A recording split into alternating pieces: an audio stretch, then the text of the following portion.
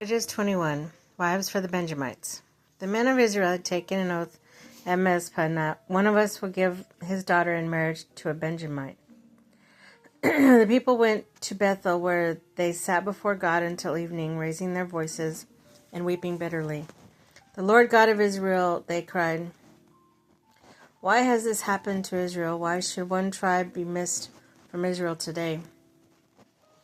Early the next day, the people built an altar and the present burnt offerings and fellowship offerings. The Israelite asked, who from all the tribes of Israel has failed to assemble before the Lord?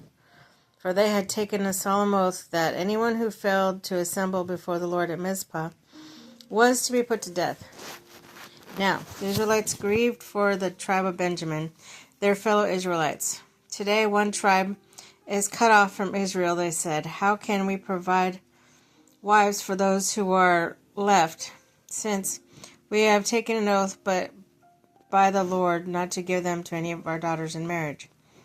When they asked which one of the tribes of Israel failed to assemble before the Lord at Mizpah, they discovered that no one from Jabesh Gilead had come to camp at the assembly.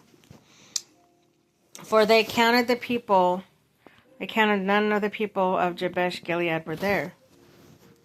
So the assembly sent 12,000 fighting men in the structure to go to Jabesh Gilead and to put the sword. Those living there included women and children.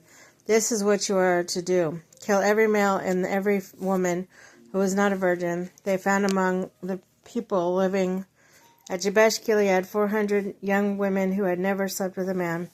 They took them to the camp at Shiloh in Canaan. Then the whole assembly sent an offer of peace to the Benjamites at the rock of Rimmon. So the Benjamites returned at that time and were given to women at Jabesh Gilead who had been spared. But there were not enough for all of them. The people grieved at the Benjamin because the Lord had made a gap in the tribes of Israel, and with the elders for the assembly said, with the women of Benjamite destroyed, how shall we provide wives for the men who are left? The Benjamite survivors must have heirs, they said, so that the tribes of Israel will not be wiped out. So we can't give them our daughters as wives, since we Israelites have taken this oath.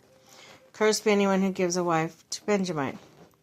But look, there is the annual festival of the Lord in Shiloh, which lies near north of Bethlehem or Bethel, east of the roads that goes out from Bethel to Shechem, and south of Lebanah. So they instructed the Benjamites, saying, go hide in the vineyards and watch. And when the young women of Shiloh come out to join in dancing, rush from the vineyards, and each of you sees one of them to be your wife. Then return to the land of Benjamin. When their fathers or brothers complain to us, we will say to them, do us a favor of helping them, because we did not get wives for them during the war. You will not be guilty of breaking your oath because you did not give your daughters to them. So that is what the Benjamites did. While the young women were dancing, each man caught one and carried her off to be his wife. Then they returned to their inheritance and rebuilt the towns and settled at them. At that time the Israelites left the place and went home to their tribes and clans, to each its own inheritance. In those days Israel had no king. Everyone did as they saw fit.